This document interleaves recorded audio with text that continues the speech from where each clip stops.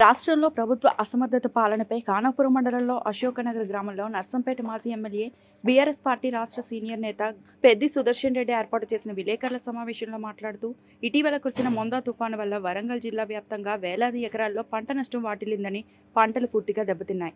వరంగల్ జిల్లాలో ప్రధాన పంటలైన వరి, మొక్కజొన్న, పత్తి పంటలు పూర్తిగా నేలమట్టమయ్యాయని, రైతుకు తీవ్ర నిరాశ కలిగించిందని అన్నారు. ముఖ్యమంత్రి రేవంత్ రెడ్డి వరంగల్ పర్యటనలో ఒక రైతును పరామర్శించిన దాఖలాలు లేవని విమర్శించారు. ఇటీవల కురిసిన మోంతా తుఫాన్ వల్ల నష్టపోయినటువంటి రైతుల వివరాల సేకరణలో కాంగ్రెస్ పార్టీ ప్రభుత్వం ఏకపక్షంగా వ్యవహరిస్తున్నది. వ్యవసాయ శాఖ చేపట్టేటువంటి సర్వే వివరాలన్నీ కూడా లోపభూయిష్టంగా ఉన్నవి. నష్టపోయిన రైతుల వివరాల సేకరణ చేయడం లేదు. జాప్యం చేసి మమా అనిపించి ఇవాళ తక్కువ ఎకరాల నష్టాన్ని చూపించేటువంటి ప్రయత్నం చేస్తూ ఉన్నారు.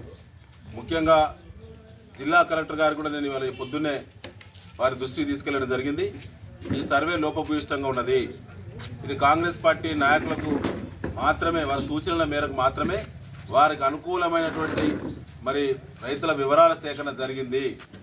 మొత్తంగా నష్టపోయినటువంటి పంట మా పార్టీ యొక్క క్షేత్రస్థాయి రిపోర్టు ప్రకారంగా వరంగల్ జిల్లాలో 1,00,000 ఎకరాల పంట నష్టం జరిగింది. వరి పంట ప్రధానంగా, దాంతోపాటు పత్తి పంట కూడా నష్టం జరిగింది తీవ్రంగా.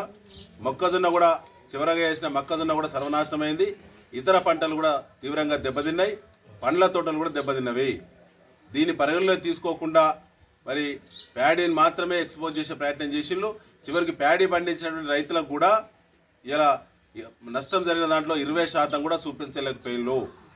ప్రభుత్వం ఇచ్చే దమ్ము లేక, సత్తా లేక, ముఖ్యమంత్రి రేవంత్ రెడ్డి పర్యటన ఉత్తుదే తప్ప దానివల్ల రైతులకు ఒరిగేది ఏమీ లేదు. కేవలం పత్రికల్లో ఫోజులు చేయడం, టీవీల ముందు వర్రడం తప్ప క్షేత్రస్థాయిలో నష్టపోయినటువంటి రైతుల నష్టం గురించి చిత్తశుద్ధి లేదు కాంగ్రెస్ పార్టీ ప్రభుత్వానికి. స్థానిక ఎమ్మెల్యే గారు, మీరు దయచేసి ఒక్కసారి సమీక్ష చేయండి. ఇప్పటి వరకు నష్టం జరిగిన రైతుల సేకరణ విషయంలో, వివరాల సేకరణ విషయంలో మీ ప్రభుత్వం వ్యవహరిస్తున్న తీరు వల్ల నష్టం 1,00,000 మందికి జరిగింది. కానీ ఇవాళ జిల్లాలో కేవలం 19,965 ఎకరాలు మాత్రమే నష్టం జరిగినట్టు ప్రభుత్వం నిర్ధారణకు రావడం, ఇది పూర్తిగా రైతు వ్యతిరేకమైన ప్రభుత్వం అని చెప్పాల్సి వస్తుంది. నర్సంపేట నియోజకవర్గంలో దాదాపుగా 60,000 ఎకరాల పంటల నష్టం జరిగినాయి. కానీ కేవలం 10,500 ఎకరాలు మాత్రమే చూపిస్తున్నారు. ఇది మోసము. యూరియా కొరత వల్ల, మీ ప్రభుత్వం యొక్క అసమర్థత వల్ల, కాంగ్రెస్ పార్టీ లోపభూయిష్టమైన నిర్ణయాల వల్ల ఏ ఒక్క రైతు కూడా ఈ సంవత్సరం పత్తి అయినా, మొక్కజొన్న అయినా, అదేవిధంగా వరి పంట అయినా, ఇతర పంటలైనా పెట్టుబడి వచ్చిన రైతు ఒక్కరంటే ఒక్కరున్నారా? ఒక్క ఊళ్ళో బహిరంగంగా చర్చ పెడదాము. కాబట్టి ప్రతి రైతుకు, ప్రతి ఎకరాకు నష్టపరిహారం ఇవ్వాలి. మన నర్సంపేట నియోజకవర్గంలో దాదాపు 55 నుంచి 60,000 ఎకరాలు వాళ్ళ నష్టం జరిగింది, అన్ని రకాల పంటలు కలిసి. కొనుగోలు కేంద్రాలు కూడా మీ పార్టీ వత్తాసు పలికే వాళ్ళకి ఇవ్వడం వల్ల కొంతమంది నాయకులు సెంటర్లను దక్కించుకొని మీ పుణ్యాన ప్యాడీ సంబంధించి కొనుగోళ్లలో అవినీతికి పాల్పడ్డారు. దాని మీద కమిషనర్ సివిల్ సప్లైస్కి నేను ఫిర్యాదు చేస్తున్నాను. ఇది మంచి పద్ధతి కాదు. ఎఫ్పిఓలు నాశనం చేసిళ్ళు, రైతుల ఐక్యతను దెబ్బతీసిళ్ళు, ఇలా మిల్లర్ల దోపిడీని బలపరుస్తున్నారు. ఇక్కడ కింద మీ నాయకులు తింటున్నారు, పైన మిల్లర్లకు 5 కిలోలు ఇచ్చేటువంటి దుస్థితి ఇవాళ రావడం అనేది మీరు సమీక్ష చేయాలని చెప్పి బీఆర్ఎస్ పార్టీ డిమాండ్ చేస్తూ ఉన్నది. 33% యూరియా కొరత నుంచి మొదలుకొంటే మోంతా తుఫాను వరకు జరిగినటువంటి నష్టం మొత్తం కూడా మీ కాంగ్రెస్ పార్టీ ప్రభుత్వమే బాధ్యత వహించాలని, ప్రతి రైతుకు, ప్రతి పంటకు నష్టపరిహారం మీరు ఎకరాకు 25,000 రూపాయలు ఇవ్వాలని చెప్పి డిమాండ్ చేస్తున్నాము. ఇది బోనస్. గత సంవత్సరం కొనుగోలు పేరు మీద మీరు డ్రామాలాడి పంటల సేకరణ చేసిళ్ళు.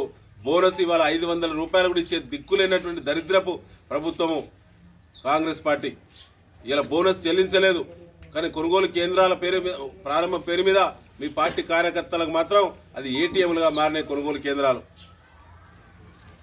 ఇవాళ ఇతర రాష్ట్రాల నుంచి ధాన్యం తెప్పిస్తున్నారు. ఖానాపురం, ఇతర ప్రాంతాల్లో తెప్పించి రైతులకు 5 ఎకరాలుంటే 10 ఎకరాలు రైతులకు ఉన్నట్టు రాయించి ఇలా కొనుగోలు కేంద్రాల వద్ద లేని పంటను క్రియేట్ చేస్తూ ఉన్నారు.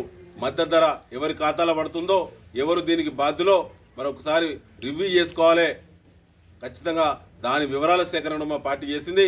త్వరలో దాన్ని కూడా మేము ఫిర్యాదు చేయబోతున్నామని చెప్పి సందర్భంగా మరి తెలియజేస్తూ, ప్రతి ఎకరాకు నష్టపరిహారం ఇవ్వాలి. కలెక్టర్ గారు చెప్పిళ్ళు 2 రోజుల్లో ఖచ్చితంగా రీసర్వే చేపిస్తామన్నారు.